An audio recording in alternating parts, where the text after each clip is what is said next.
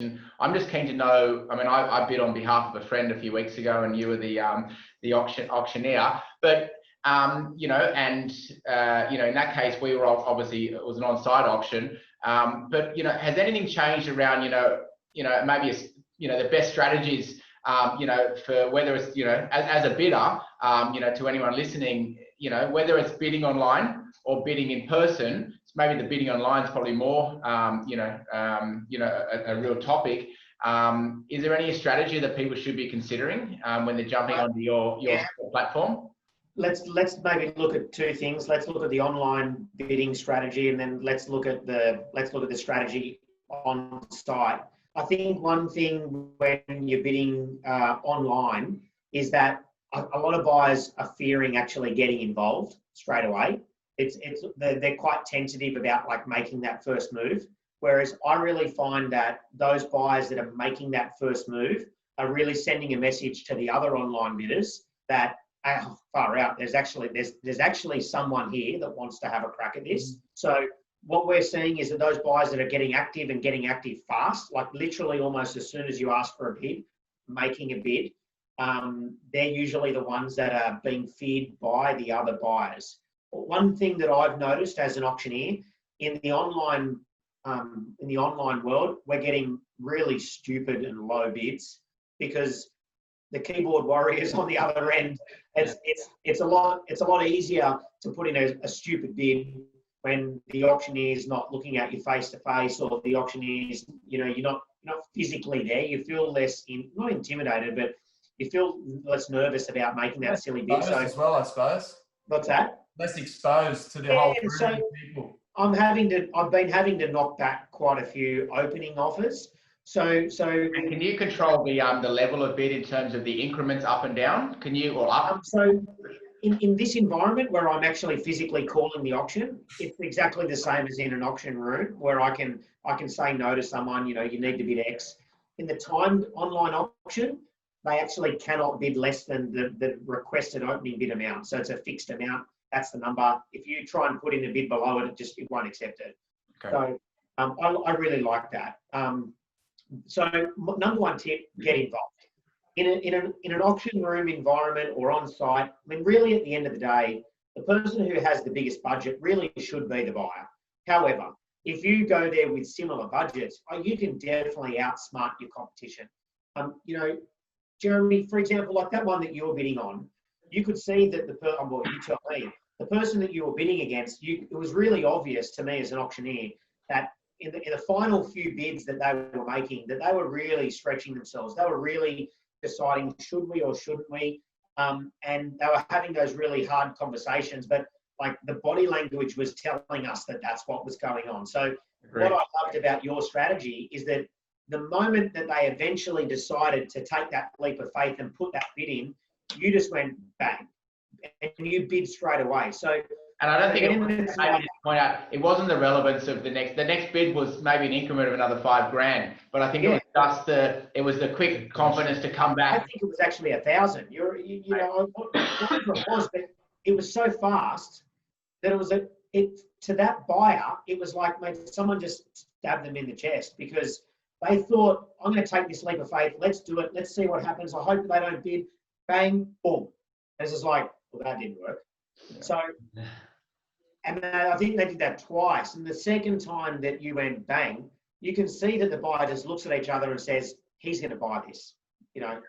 Funny enough, we were at our max as well, but we just gave a different body language. That was it. Correct. So one thing I've learned during this COVID period, I guess that we're in right now, is that there's a lot more people in public wearing masks now.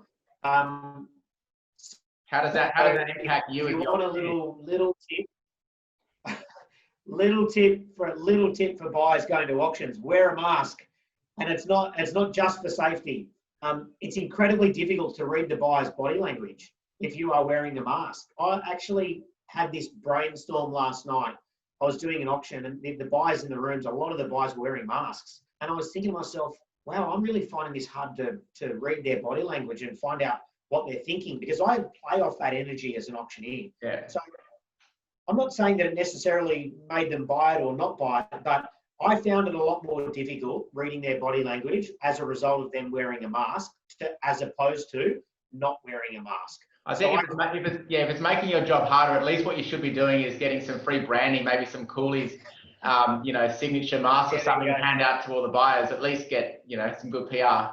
Yeah. True. That's not a bad idea. Thanks for the tip.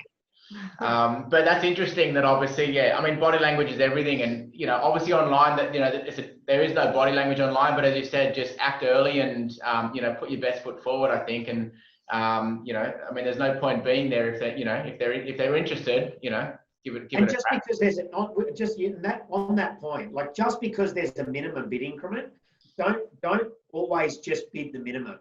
Sometimes actually increasing it by $5,000 or $10,000 can mean the difference between showing the person that you're bidding against that I don't really, doesn't matter what I'm going to pay for it, I'm owning this. Yeah. So I found that when we see 1,000, 1,000, 1,000, 1,000, 1,000, both buyers just go for a long time. But the moment someone takes that leap of faith and goes 10, you can tell the other buyer slows down in their bidding. It shows a lot more strength as well, yeah?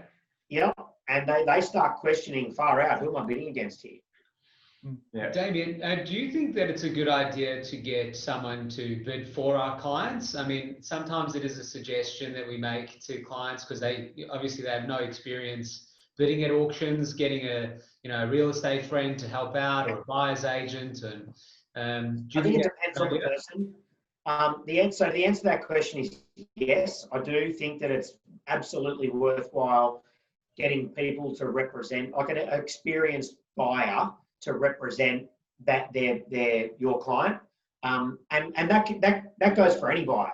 And if you have a great relationship with a buyer's agent, then I would absolutely recommend that you get that buyer's agent to represent the buyer at auction, because I do find, like as an auctioneer, I find it harder to sell to a buyer's agent than I do to an individual, and that's because I'm using the emotion of the individual more, whereas the buyer's agent doesn't have that same level of emotion. In saying that, I also have little tips and tricks for myself on how I read buyer's agents and little idiosyncrasies that I know between different buyer's agents that I'm reading about, what they're prepared to pay. For example, like when a buyer's agent goes to an auction and they're freely bidding, they obviously have an amount that they can bid up to. And until such time as they get to that amount or they're out, I know that they still have budget left. So if they haven't spoken to their buyer, if they haven't told me that they're out, I know that they still have budget left. I also know that if a buyer's agent tells me that they're out and then they continue bidding, well, they haven't spoken to their client, they still have budget left. Because if they wouldn't just bid without talking to their client if they really were out, because who's going to be paying for it? So I've got little strategies that I have in my mind as an auctioneer to read buyers and read buyers agents and professional bidders. But you need to know what you're doing in an auction, and I say that for maybe one reason. There's a number of reasons actually, but one that comes to mind in particular. I have an uncanny ability to be able to get a buyer, instead of giving me 5,000, to give me 25,000, for example. Or instead of bidding 10,000, I convinced them to go 50,000. I had a buyer the other day, instead of going 10,000, I convinced them to give me 100, and we sold it to them. And it was a $100,000 bid. Now, if that buyer had given me 10,000, for example, they might have owned it for 10,000, but I convinced them to give me 100, and that was the difference for my client of getting an extra $100,000. Now, that's my value proposition as an auctioneer. I think the value proposition that you would bring to the table is maybe not agreeing with me to do that, or negotiating with me on the floor and saying, no, I'm going to give you 1,000 or 5,000. That's you doing your job better than anyone else. So right, yeah, and that's me doing my job. It's the same as you getting a better deal for your clients with a particular bank than somebody else can get, because you guys are specialists in that industry, and that's what you do. Yeah. Now, look, I think it's been, an awesome chat, and, I'm hoping that everyone that, that wants to sit and listen, to what we're chatted about, get some value out of it, because, to me, even some of the things you've spoken about is new to me. And I think, it is environment and territory that we're embarked on, you know, and I think that it's a way of the future with how, you know, you guys operate both, you know, in person and online now auctions. So I think it's really good information for, you know, we get asked these questions all the time, especially over the last few months. So, you know, chatting with you, you know, obviously the best in the business is, you know, really appreciated from all of us. So, so yeah, thanks, Damien, Thanks, mate. and look forward to chatting and seeing you in the auction room soon. Sounds good. I really appreciate it. Thanks, guys. Thanks, buddy. Bye. Take care.